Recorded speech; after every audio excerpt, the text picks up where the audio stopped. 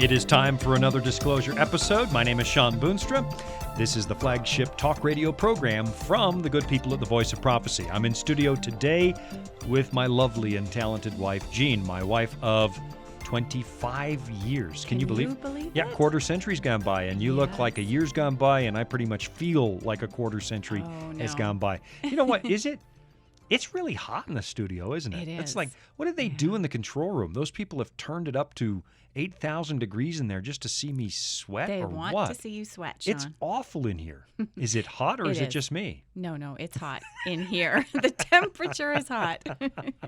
Yeah, the temperature is hot. Yeah. But we're about to move into cool territory. Jean, you've been doing some work. I know you've taught some workshops, and you've been traveling, and this fall, again, you're gearing up for like a women's retreat and stuff. And some of the things that you've been talking about, I know you've done a lot of work on the stories that Jesus told. Yes. And I'm a big fan of the fact that Jesus is a storyteller. You know, as a preacher, I've had people come to me and say, why do you tell stories? A preacher, to be a holy, sanctified preacher, should just get up front and give the facts. Why do you tell stories? And I've had to gently tell some people, have you read the Gospels? Jesus sometimes told stories to get his point across, because there's something about a story that's lifted out of real life that makes you understand the point instinctively instead of trying to find the point logically later. Right. And so when Jesus tells stories about a farmer planting seed, I suddenly see myself as a kid putting potatoes in the ground, and I can relate to it. So he takes things out of everyday life, experiences, and then he brings you not only intellectually through a problem, but emotionally as well. And sort of, so Jesus, the storyteller, I think it's one of the reasons that these Gospels have stood the test of time for 2,000 years, because it's not bullet points. Jesus telling stories, and he's showing us God's perspective. So we're going to look at one of those today, aren't we? Yeah, Shawn, I agree. I love stories are timeless, and I love that Jesus used them to really give us those aha moments where an idea, a thought, a concept sinks in. And today, why don't we start with one of the most famous stories that Jesus told? It's found in Luke chapter 10. Okay. And it's the parable of the Good Samaritan. Oh, I think a lot of us learned this one as children. Absolutely. And look at this. This is a brand new Bible, and I've already marked that one up because it's one of my favorites as well. I got some annotations. Nice. Hey, just before you get started, have you seen this new Bible? I have, because Look at this. you love that new Bible. The audience can't see it. It's not expensive. It's about $30. Actually, there's a camera. We do simulcast. And what I love about this thing is it's inexpensive. It sits open flat on the table, and it has acres of real estate for marking your notes in. There's like 3 inches on either side of the text itself, and then they leave lots of white space in between verses. And so as a preacher, I'm annotating like crazy, and what do you know? I've annotated this one already because it's a favorite. Yeah, it is. You know, and it is, I think, a favorite of many people. And the whole term, the Good Samaritan, that's kind of permeated society. We think of the Good Sam, Auto and RV Club. Oh, that's right. Yeah. They're in our area, where we live in Colorado, there's the Good Samaritan Society, which is a senior living center. Okay. I know in the Northwest there are Samaritan Health Services. You know, we're Samaritan's Purse, big Christian. Samaritan's Purse. Yeah, that's big another Christian one. charity. Absolutely. And so I think most of us are familiar with this story. And when we say the Good Samaritan, maybe these companies we just mentioned come to mind. Maybe it's a picture book we read as a kid or read to our kids, or it's a famous painting. But I want us today, Shawn, just in the little bit of time we have together, to think about this parable, maybe setting aside some of those preconceived ideas we have. And let's read it from the perspective of the priest, the Levite, the Samaritan, and the lawyer who asked the question that prompted Jesus to tell this story. Okay. So before we can do that, let's think for a few minutes about the perspective of the listening audience. Okay. So obviously Jesus told this story to somebody. This doesn't happen in a vacuum. Exactly. So he tells this story in answer to the lawyer's question. And for the sake of the group of captive listeners who are gathered around, he tells the story for those two purposes. And this gathered group heard this parable in the framework of their time and their culture. And so our understanding of the listener's background, it helps us then, I think, to understand Jesus' words a little more deeply and the meaning behind it. And so as we're doing this study today, I want us to have two goals. I want to understand why Jesus told this story. You are always so organized in your Bible study. Like I come in here and shoot my mouth off for an hour, and you come in and you're all organized and you have goals and points. Well, we have different personalities. Yeah, we do. Okay, so point number one again? Yeah. Goal number one? I want to understand why Jesus told this story. You know, he told it for a reason. And also, how does this parable help each of us to know Jesus better? Okay. That's the goal for us today. So let's think for a minute. Who did Jesus tell this parable to? Well, we don't know the background of each listener gathered there that day when he first shared it, but probably the majority were peasants, everyday folks. And there was at least one lawyer in the group. Yeah, it says so in the story, doesn't it? Says so in the story. And there would have been priests and Levites and temple workers probably there as well. And we can also be quite sure that this gathered group did not include any Samaritans. The two groups really did not mingle. They were established enemies. So let's begin, Shawn, by I never actually thought of that. Of course, there's no Samaritans in the audience. They wouldn't be allowed there. Exactly. Yeah. Exactly. So it gives us an understanding of who Jesus is talking to. Okay. So let's take a couple minutes just to think about the background. Who were the Samaritans?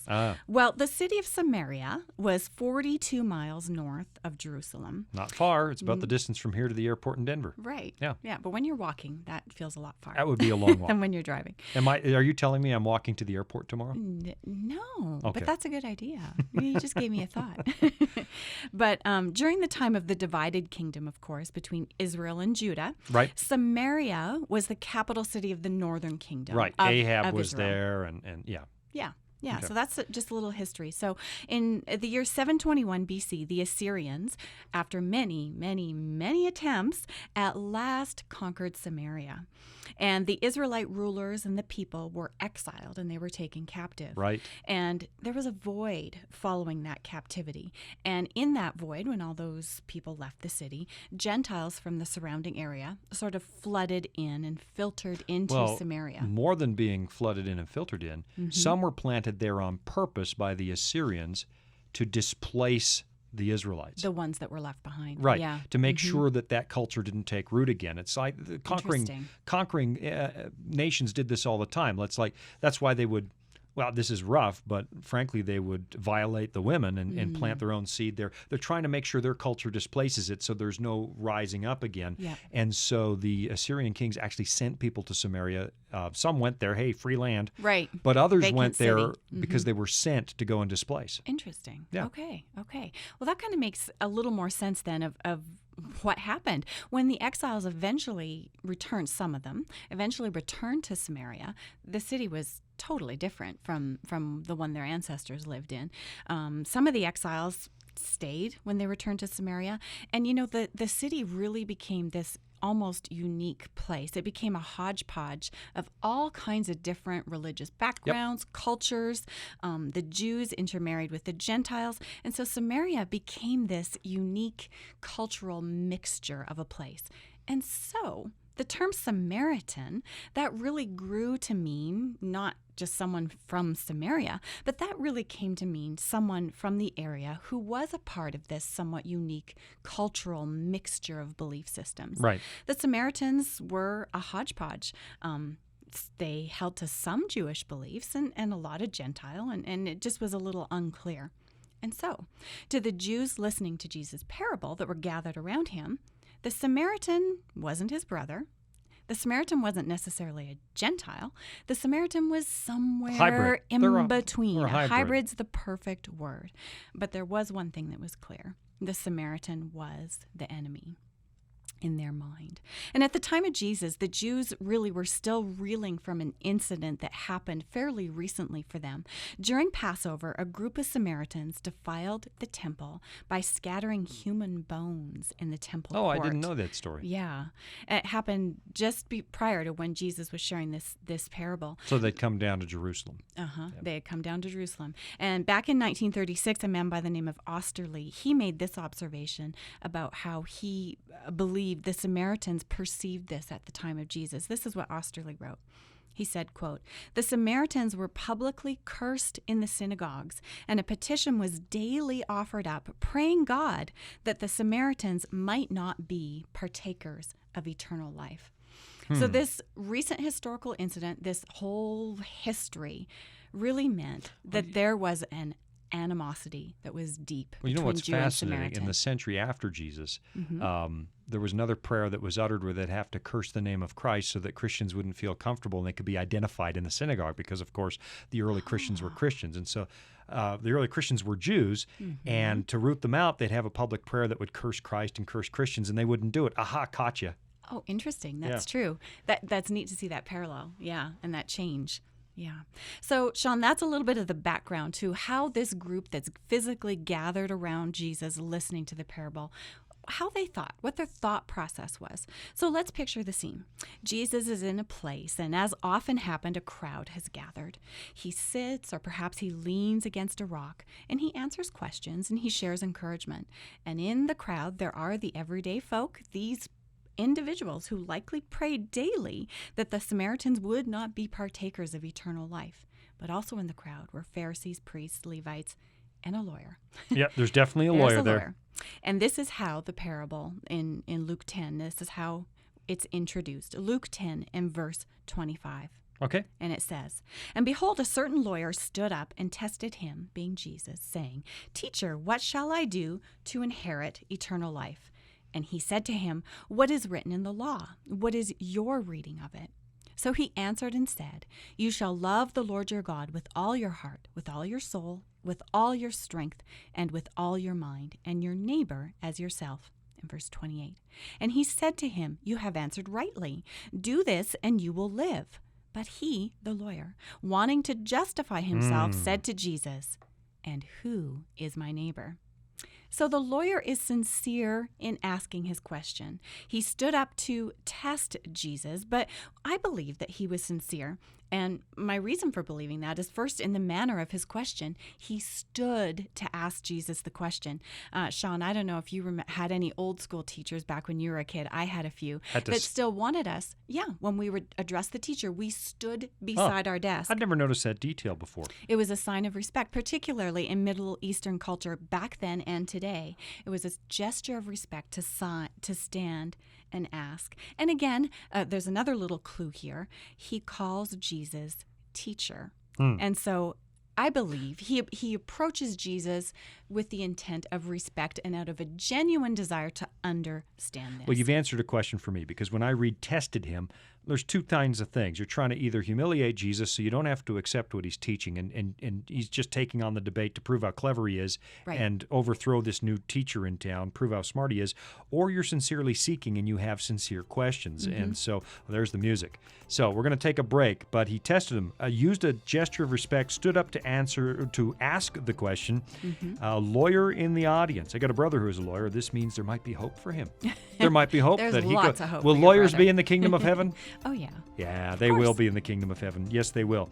Reminds me of an old story where, well, we won't get into that. We don't have time because I hear the music, and we need a little time for a break so that you can hear about some amazing offers from the people at the Voice of Prophecy. And then I'll be back with Gene right after this to pick up the story in Luke chapter 10, verse 25, the parable of the Good Samaritan.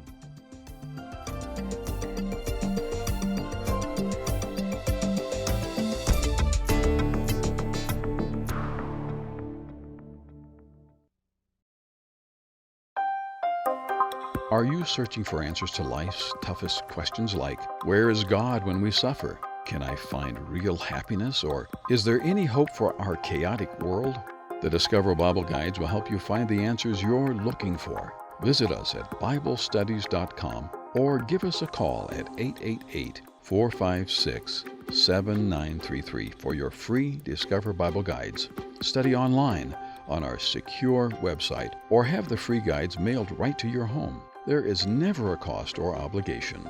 The Discover Bible Guides are our free gift to you. Find answers in guides like, Does My Life Really Matter to God? And A Second Chance at Life. You'll find answers to the things that matter most to you in each of the 26 Discover Bible Guides. Visit BibleStudies.com and begin your journey today to discover answers to life's deepest questions.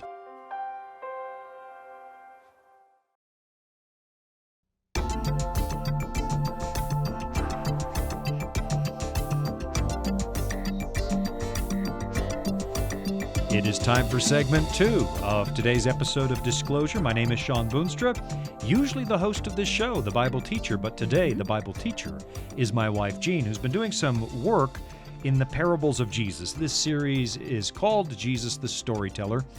Is that what we called it? I think we're calling this Jesus the Storyteller. Like if it wasn't that, it's what it is now. And if you guys have it differently in your notes in the control room, just change it. Just fix everything in post. Hey, we got through the beginning. Jesus is about to tell the story. You set the table. Right. Samaritan's not particularly welcome in the South. And Jesus is telling a story to a group. And we got as far as identifying the fact that there sure was a lawyer there, and he was respectful. And it seems he's asking, a sincere question. And we'd gotten down to verse 29. So pick it up from there. Okay. Luke chapter 10 is where we are. And the lawyer does ask Jesus a question, and he's very sincere, and he says to him, "Who is my neighbor?" And that's giant. In that day, it was giant. Huge. It really is. I think we can gloss over that today, but it really was a fair question. And I'm picturing this group that's gathered listening to the question and listening to Jesus. They're probably nodding in agreement because they probably have the same questions in their mind too. They believe that their brother was definitely their neighbor. And by brother, that would be their fellow born and bred Jews. That was their brother, that was their neighbor. But I can imagine their eyes scanned the crowd as the lawyer asked the question. What about the woman on the far side of the group holding her child? She was a Jewish convert. Was she their neighbor? And some would probably argue yes, some would probably argue no. And what about the Gentile? Well, Gentiles probably weren't their neighbor, right? But it was proselytes, confusing. We have the Jews, we have the mix. And I guess they were probably really sincerely wrestling with this. And modern people do the same thing. Sure. And it was kind of a hobby horse issue for them. Not that we can relate to that today. We don't have any of those. But certainly they wrestled with this, and they probably had strong opinions and maybe divisive opinions. So this was a really, really good question that this lawyer asked Jesus. But Jesus didn't just give him a pat answer or a quick answer. Instead, he responded with this beautiful story, this parable. And it begins in verse 30 of Luke chapter 10. Okay. And the parable goes like this. Then Jesus answered and said, "A certain man went down from Jerusalem to Jericho and fell among thieves, who stripped him of his clothing, wounded him, and departed, leaving him half dead." Now, the man is unidentified. He's just called a certain man. But the listeners naturally would have filled in the gap and assumed that this traveler was a Jewish man. One of them. One of them. No, I find that interesting. Yeah. There's a whole bunch of a certain man stories that are all in sequence throughout Luke's gospel, and I've always wondered, if you say a certain man and leave it at that, you can apply it personally. But if Jesus had said, "Look, this is Barabbas the baker," right? Now it's not you. It's not you, right? Yeah. And and that's wonderful for us today too, because we can apply it to us. So many years have passed, and we can still apply it to us. Now let's think about the setting that he establishes here. The road between Jerusalem and Jericho, it was less of a road and really more of a rocky, winding 17-mile trail that went through a gorge. This road was known to be dangerous, and travelers were often robbed on this road. The road has been called Adunim, which means blood, the pass of blood. Yeah, if I'm pronouncing that right, it's pronounced Adummim, that word. Adumim. Okay, that sounds better. I don't know. I probably got it wrong, but I sounded sophisticated. It sounded better. Yeah. I liked your interpretation better. So the thieves that this certain man fell among, they stripped him and left him unconscious and naked. Okay, those details are really important as we'll see as we continue. Unconscious and naked, and they leave him half dead. Now, this is more than just an expression.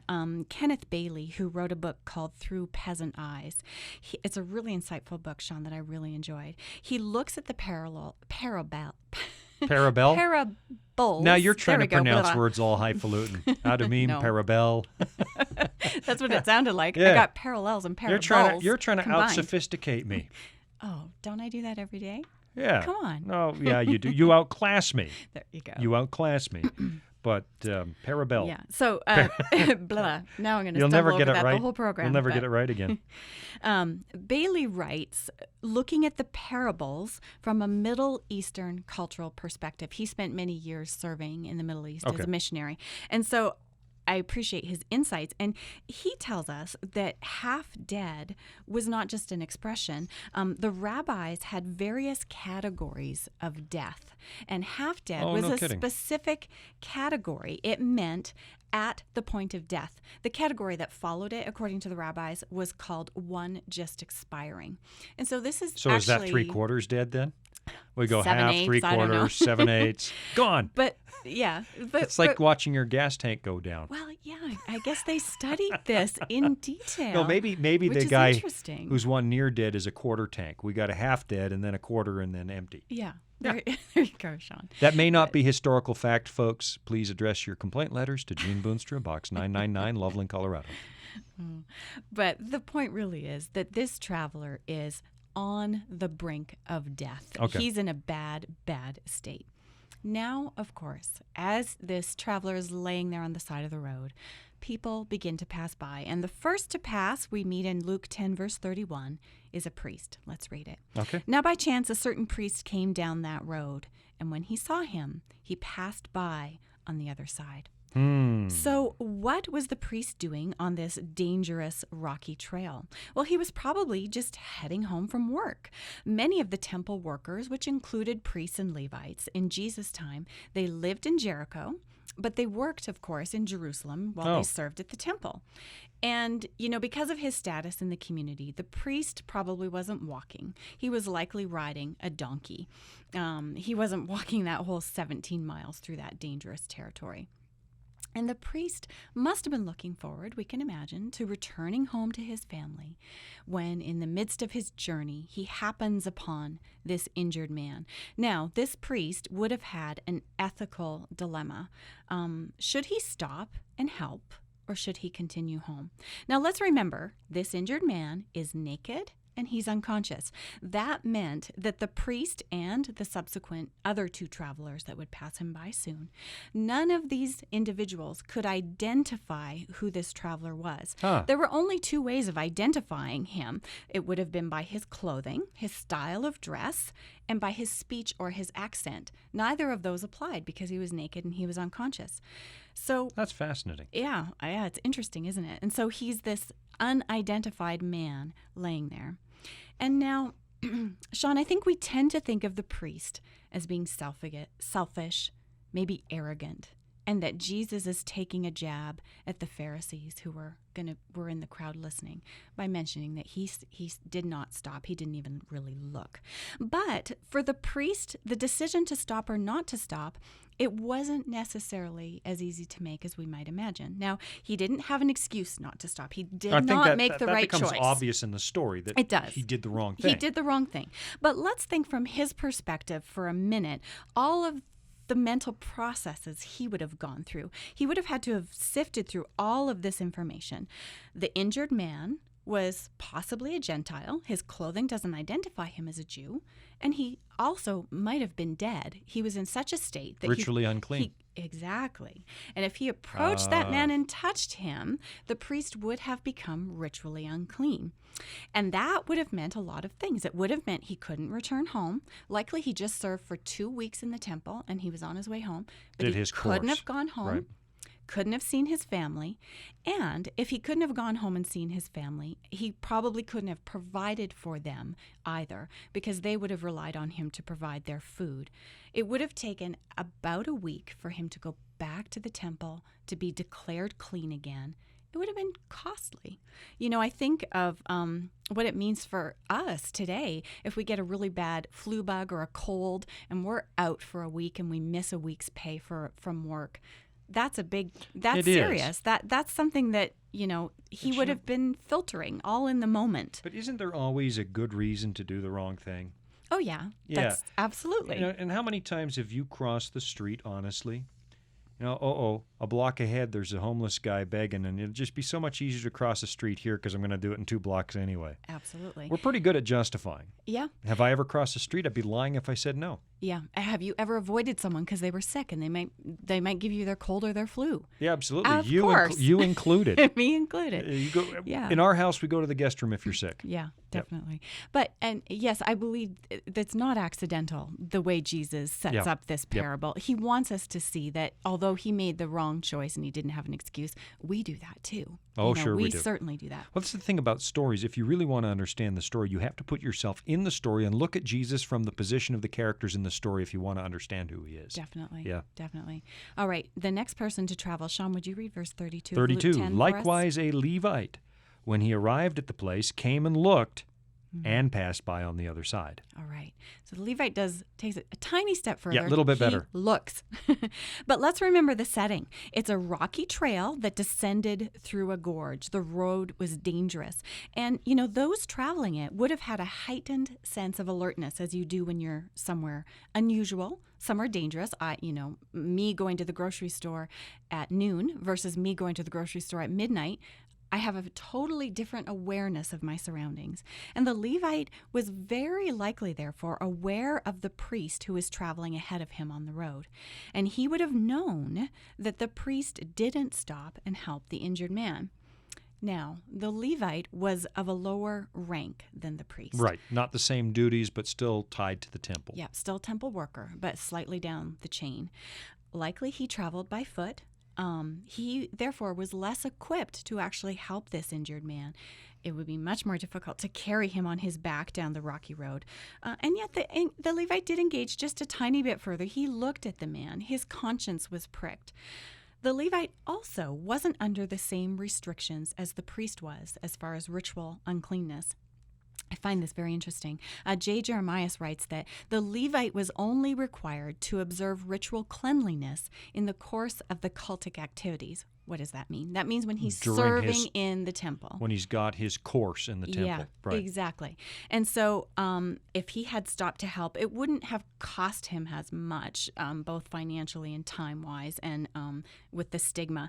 But traveling on foot, the Levite probably, too, would have been afraid that the robbers who hurt this man were still lurking nearby. Again, the Levite did not have a good excuse to stop. Like the priest, he knew the scriptures. He knew what he should do. He knew it was his duty to show the character of God.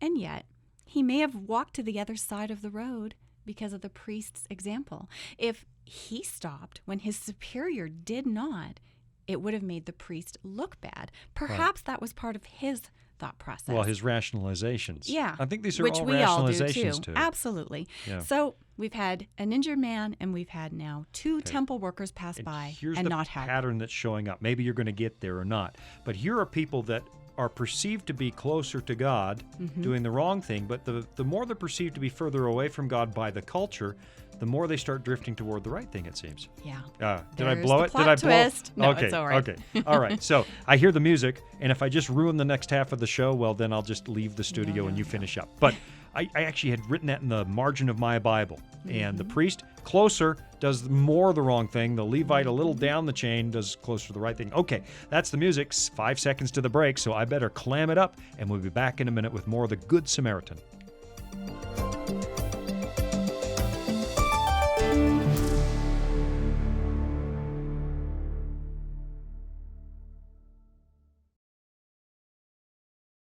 Disclosure is just one of the programs brought to you by the Voice of Prophecy, like the audio adventure program Discovery Mountain. Discovery Mountain is a weekly Bible-based program for kids of all ages and backgrounds. Your family will enjoy faith-building stories with Jake Donovan, Mr. Simon, and others in this small mountain town. Each summer, campers visit Discovery Mountain, where they sing songs, learn about God, and reenact a Bible story with the help of drama teachers Miss Wendy and Miss Tamara. With 24 full episodes every year and programming every week, your family will have something uplifting to listen to every week. Listen to episodes on demand and watch video features from Director Doug at discoverymountain.com or on your favorite podcast platform. That's discoverymountain.com.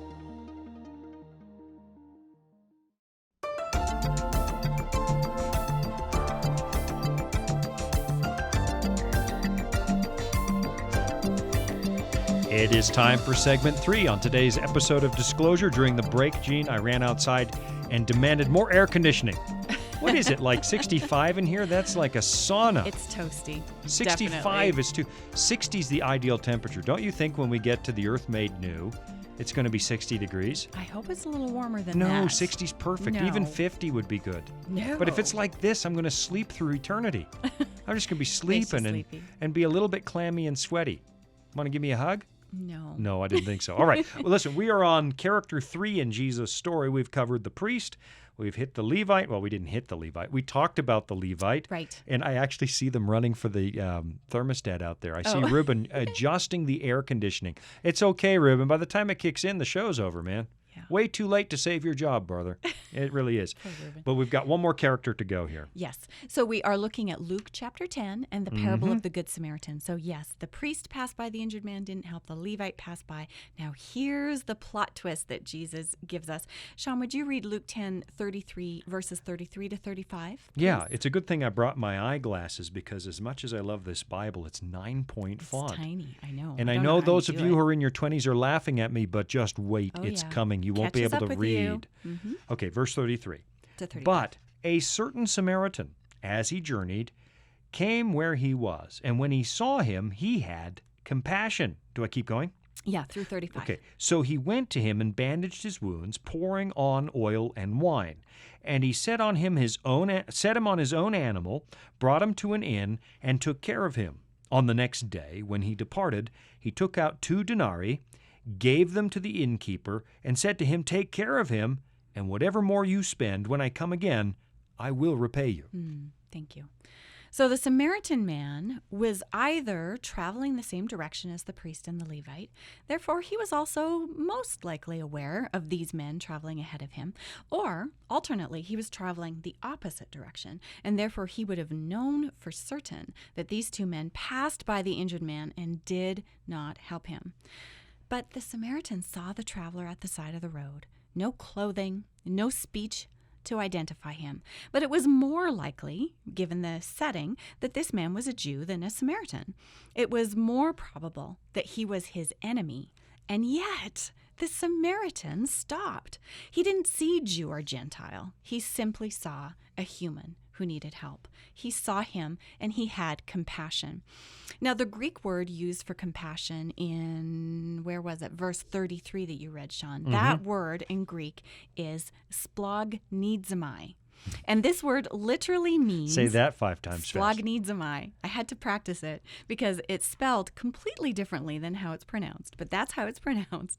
And that word literally means to be moved to the bowels.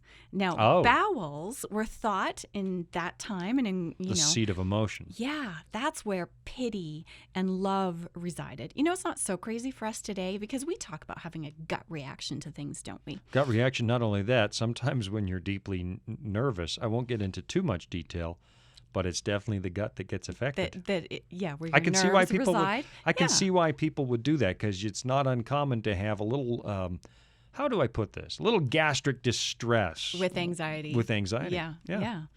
Well, and so the Samaritan had a gut reaction and was moved with compassion, love, and pity.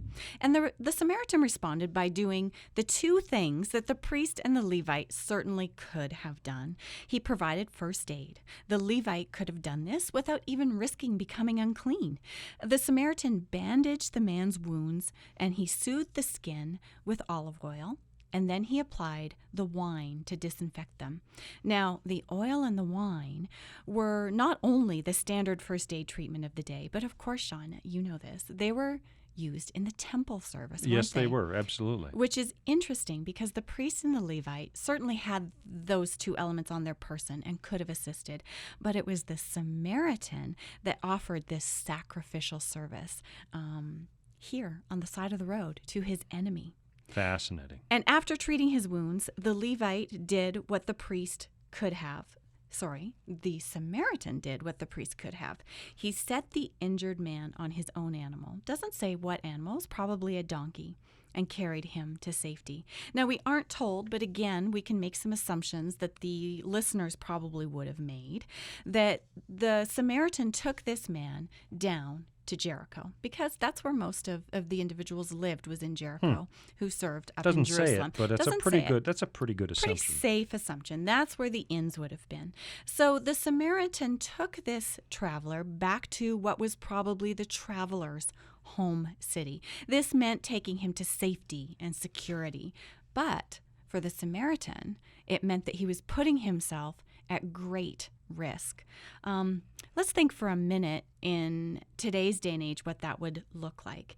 It would be like, Shawn, you or I or any Western Christian traveling somewhere that is unsafe for Western Christians to travel today, right. in our day and age. I can think of a few places where you might end up wearing like an orange jumpsuit by the time you're done. Right.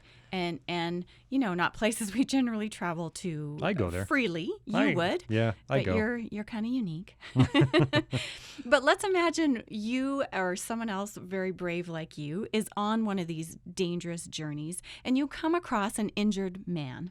Yeah. You treat his wounds, you give him water, you make sure he'll be okay, and maybe you could argue, okay, I did my duty, that's enough. But no, you go a step further. You put him in the front seat of your car and drive him into the city, his home, the home of your enemy. And as you're driving, the eyes of the city inhabitants land on you. You can almost read what they're thinking, because there's this injured man slumped in your front seat. He's out cold. He's beside you. And what are the people thinking? They're thinking, he do to him? What did he do? He did that, or she did that.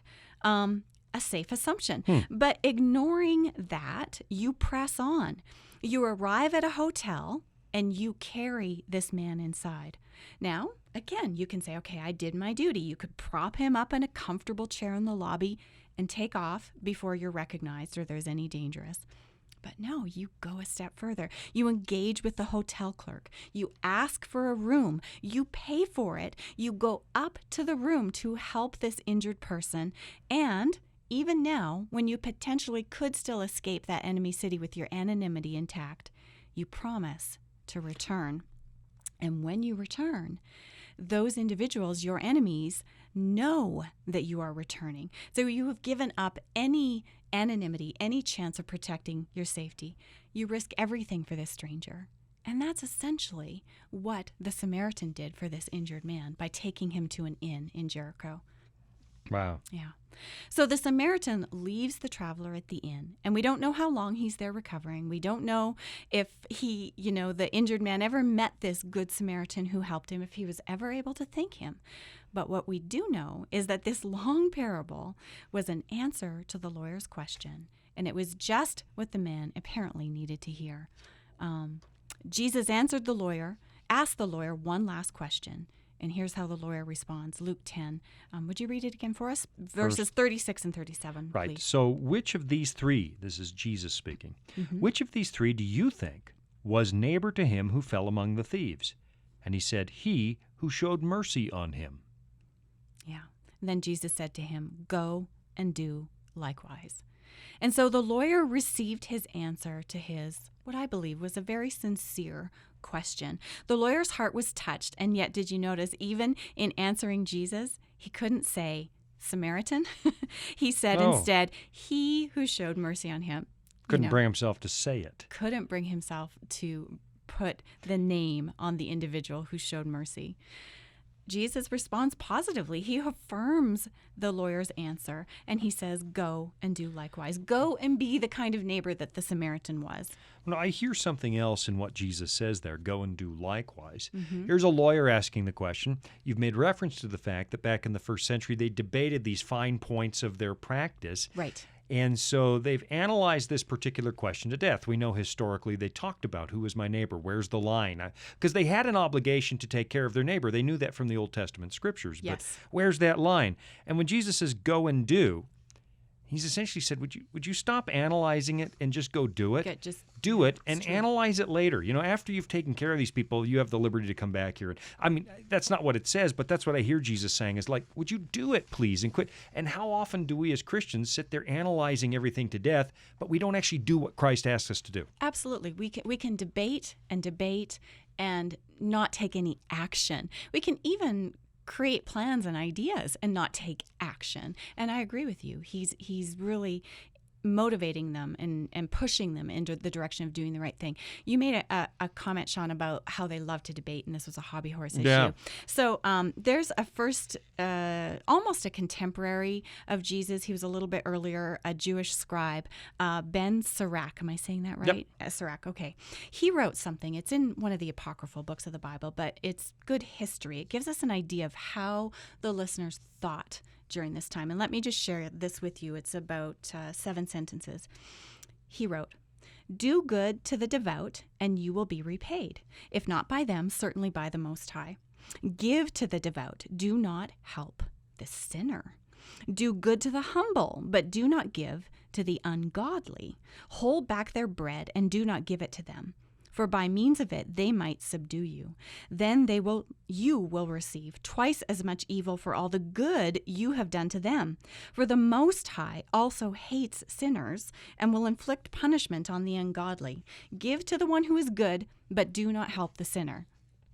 Wow. No, that's intertestamental, That was period. A lot of those apocryphal books, the deuterocanonical books, were published in Greek and not really accepted as canon by the Jews. Right. But this is not too far off of when Jesus is living as well. Exactly. And so that brings to life. That's why I like reading some of those books. It's not that they're scripture, but it does sure shed light on what the thinking was of the day. That's actually I'd never noticed that before in reading that. And It shows the issue that Jesus is addressing, because that's how the individuals, if they did not adhere to that belief, they at least were familiar with it. And this was part of what they debated. It's what they talked about. so do we do it, though? I know we're just about up against a break, but do I qualify everybody and draw the lines as to who I'm responsible for? I got to tell you, walking down the street, okay, that looks like, I got a soft spot. If I see a mother begging on the street, I'm going to break down. Yeah. I see an 18-year-old on the street, my first thought as a guy is he should be working, and I divide them all up. This one's worthy, that one's not worthy. And I think Christians play the same game that we just read about in there, that Absolutely. we divide society and we decide who's worthy, who's not. And Jesus is saying, I didn't ask you to do that. I didn't ask you to debate. Would you go and take care of people and love them? Although I do think, as a guy, there's a little place for tough love. If he really is an 18-year-old who can work, listen to me course. rationalize. Yeah. Sometimes the right thing to do is, hey, go get a job, you bonehead. I say help them bonehead in find a love. job I say or bonehead something. in Christian Yeah. love, of course. Well, Mr. Bonehead. And there's always, you and I know an individual who was recently taken advantage of because she was charitable to someone who took advantage of her charity. Right. And so you there always is have to room for balance it, discernment. We're of told course. not to, there are associations we're told not to make. But generally speaking, we do get an us and them mentality in Christianity, just like happened back then. The church commits the same sins that it committed in the Old Testament period, and we do play us and them, and that's not a safe game to play when you're trying to follow in the footsteps of Jesus. There's the music. I can't believe. I think we're headed to our 4th segment and our 3rd break already. It's because you're so chatty. We've run out of time so quickly. No. Listen, we're going to take a break. We'll be right back to wrap up The Good Samaritan.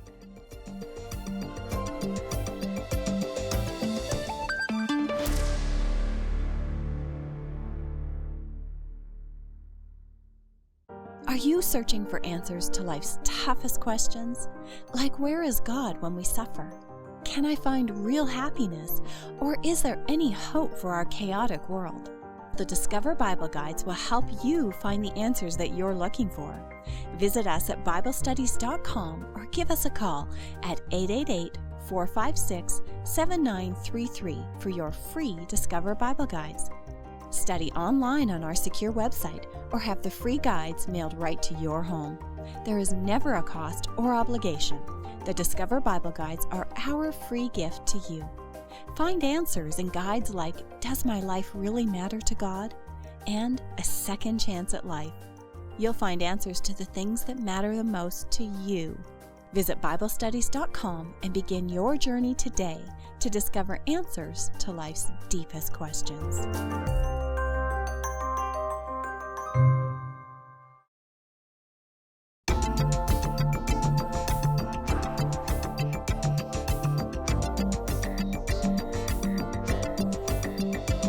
I see them waving hands at me in the studio, in the control room, which means that it's probably time to pick up the study again, Jane. Yes. And we caught you just as you were taking a sip of water. I We did. waited until we saw the bottle go up to your mouth to start the show. No, we were busy chatting But in the break. you had and to I have the didn't get water my drink. because it's so hot in here. It Like we're is. dying in here and dehydrated. And I know Ruben adjusted the AC in here, but like that's not enough. Doesn't man. really trickle in here because, No. of course, we can't have ventilation I because think it I'm would going be to take. noisy. I think I'm going to take my coat off. You can do that. And it's the last segment, so that's as far as it's going to go. If we had like 3 segments left, who knows? Shirt comes off. You know, it is radio though. I could basically sit here in my boxer shorts. There are cameras. Don't forget there are There cameras. are cameras, folks. You can watch us make the show Mm-hmm. by visiting voiceofprophecy.com. Look under disclosure, and you can find the material there, and you can see just how pretty my wife actually is. Aw. Yeah. All right, now make me dinner. Oh, really? Oh, my. All the women listening right now are ready to just, for me to throw something at you here. No. Ladies, I'll Yeah. throw a pen at them. Did it. Oh, ow. Okay. That's abuse. No, it's Now not. I'm wounded and half dead naked on the side of the road. Who's going to help me? The Samaritan. Yeah, okay. Let's get back to the study. This is I've got to say that you've done some brilliant work on this, and you've taught me some things that I'd never noticed in the story. So wow. bring Okay. us across home plate now. All right, so we've just looked at this parable that Jesus shared in answer to a lawyer's sincere question about who is my neighbor. And I really had 2 goals when I was studying this, Shawn. Why did Jesus tell this story? And how does this particular parable help us today know Jesus better? Okay. And so I believe that there are really 4 primary reasons that Jesus shared this parable. The first was to help his listeners overcome their natural tendencies to trust themselves and despise others. The crowd gathered around Jesus was particularly prone to that weakness. But of course, the weakness to trust self and despise others, that's hardly a first century Jewish problem, is it? That's something that we struggle with today. Absolutely. And that's a problem that this parable really kind of shines a light on. The perils of that approach are outlined in this story. And the alternate that Jesus provides is this: trust God and love others. So we either trust ourselves and despise others, or Jesus' way is to trust him and to love others. And that's a great reminder, not only for those listening then, but each of us today. So how do I love somebody who's not lovable? You just ask God to love them through you. You- You know, and- that's how I It handle sounds it. simplistic, but that's actually right. Yeah. You know, I work with the general public a lot, and I Mm-hmm. always say, Lord, I'm a human being. I've got my little tweaks and ticks, and out of 3,000 people in this audience, there's going to be somebody who rubs my fur the wrong way, and I'm going to rub their fur the wrong way, too. That's It's just human nature. Sure. But you could teach me to love every last person in this room. It's a miracle. He always answers that prayer. Yeah. Even the person who rubs your fur the wrong way, you're just attracted to them. Yeah. Attracted to them. You Well- mean you like them? No, drawn towards I them. know, It's like I know, I'm I find them teasing you. irresistible to go and share the I gospel know. with. Yeah. But you know No, that I'm not is- attracted I to. know, I'm just I don't go teasing out you. there and get attracted to people. You're my only attraction. I know. You have so much fun at my expense. That was my one opportunity. Yeah. But Well, it's you and Hareem. He's quite fetching too. He's quite handsome. for Hareem. Yeah. But no, because God, of course, loves each and every one of us so very deeply. Right. And so if we allow that to work through our fallen human natures, we can love people. We can. All right, so that was reason number one. The second reason I believe that Jesus shared this particular parable is to encourage us to indeed go and do likewise, as he asked the lawyer to do, helping others, showing kindness, showing mercy. That's the natural application of this story and this parable. It's the reason so many nonprofits, medical organizations, as we talked about, we use the term Samaritan. Yeah. And we love to teach this story to our children to encourage them to be kind to others. We are indeed each called to help others. That's a primary application. Third, I believe that Jesus also told this story to show that the actions of the Samaritan are extraordinary, they're lofty, they're worthy goals. But these kinds of actions still won't save us. We might be a good Samaritan today. We might be a good Samaritan all week long, but what about next month, next year, etc.? Right. We, of course, should strive for this, but ultimately, we can never perfectly attain or achieve that good Samaritan action day in, day out. We can never do anything, even when acting like a Samaritan, to secure our own salvation. Later in Luke's gospel, Jesus says this in Luke 18, verse 27. The things which are impossible with men are possible with God. I love that scripture.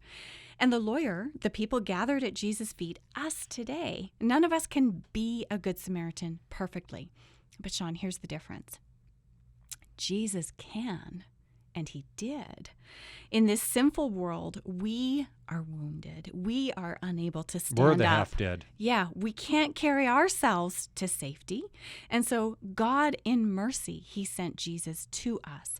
So through his death and resurrection, he covers our nakedness. He binds up our wounds. He cares for our needs. And yes, he promises to come back, to return.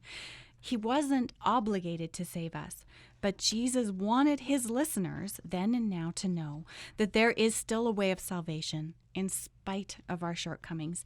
He became the Samaritan for us. And what's fascinating to me about that is that the Samaritans were despised by the Jews, those hybrids. They've got their temple on Mount Gerizim. They've got their own system of worship and so on. They're despised. And when Jesus enters this world, Isaiah said he would be despised and rejected by men. Right. So the one who came and gave his life for us, our true capital N neighbor, was treated as something objectionable. The way that his listeners were treating the Samaritans. Yeah. There's an absolute parallel there. And Here, a parable. I did it again. No, there is a parallel and a parable. Yeah, it's true. Parable. It's very new word. Parable. It's very clever. That's just the parallel. Canadian accent. That Coming you through. still have that Canadian accent. Still struggling with it? Yeah.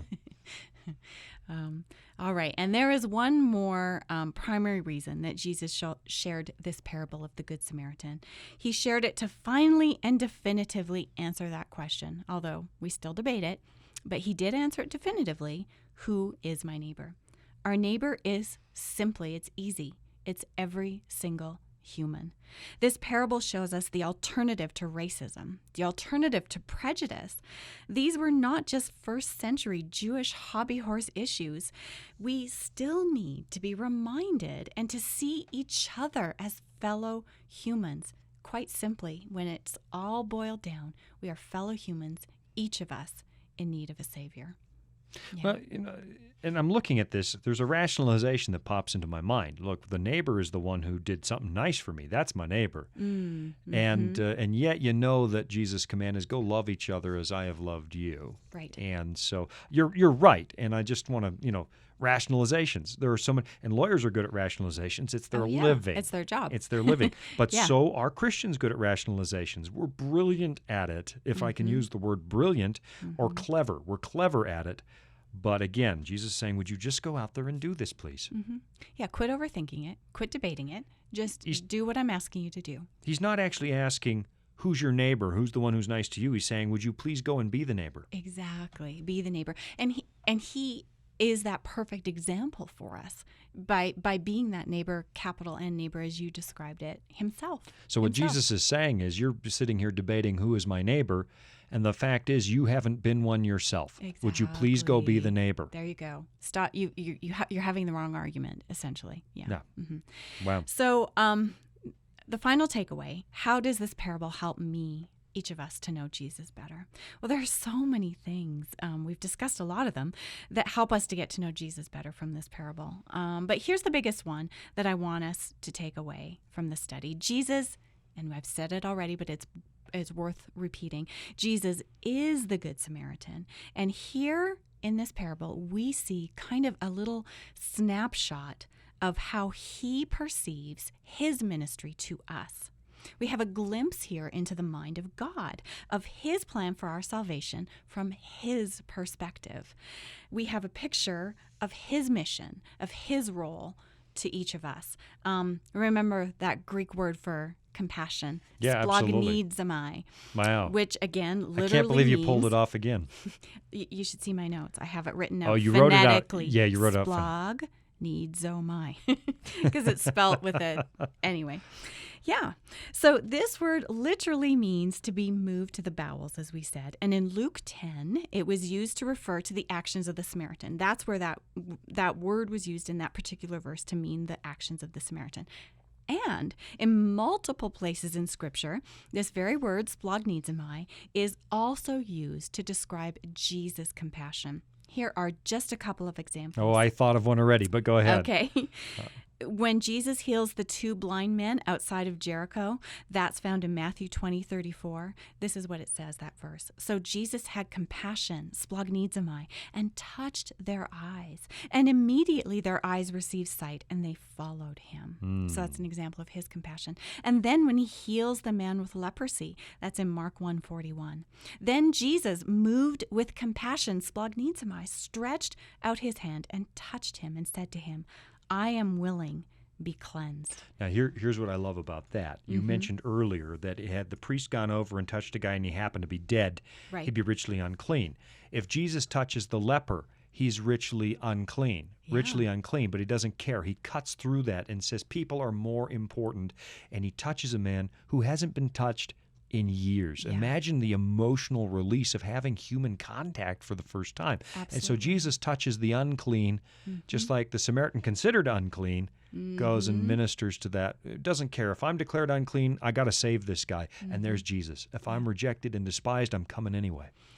And it's another example of him offering an example of how we need to cut through all the excuses and we just need to do what's right. Here's my last example of compassion. When Jesus is speaking to the widow whose only son has just died, remember that story. It's so powerful. In Luke 7:13, here's what it says. When the Lord saw her, he had compassion on her and said to her, do not weep. Jesus, our compassionate Savior, he's willing to go to any lengths to save us. And the question is, will we have that same compassion for others? In that same story, Jesus came in Luke 7:14. He came and touched the open coffin. Again. Again. Making himself unclean. I'll risk it Touching all. someone, I don't a dead care. body. And of course, the Bible teaches Jesus became sin for us.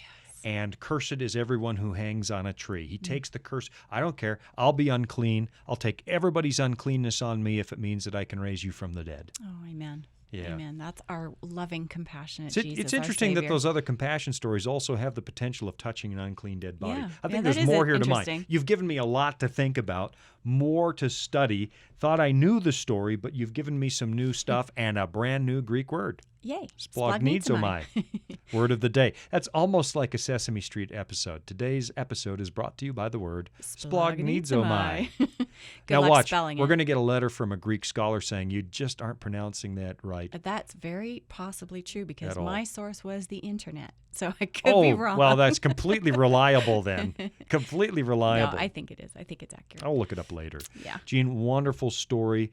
And my urge to Christians out there is stop analyzing everything and go love people. Amen. I do analyze. You know, as I said, you mentioned a story where a friend of mine had taken someone in and that person was being abusive. And there does come a point where it's like, that guy's going to learn more by being kicked out than he would by staying here. But we overthink everything. What did Jesus really mean by go share the gospel? He meant go share the gospel. Just go do it. Go Just meet go the people do on it. your street. Love those people. Let this mind be in you, which was in Christ Jesus. Although he was counted equal with God. You know, we need to be Christ-like, and Jesus is the ultimate Good Samaritan, the ultimate neighbor, and he wants us to walk in his footsteps. There's the music. Thanks, Jean. I think we're going to do some more Jesus the Storyteller episodes. Let's. What would our next one be? Well, why don't we study the prodigal son? I love that do one the prodigal too. son. Another really famous one. All right, that's it for this week. Visit our website, voiceofprophecy.com, to see what else we have to offer. Until next time, I'm Shawn Boonstra.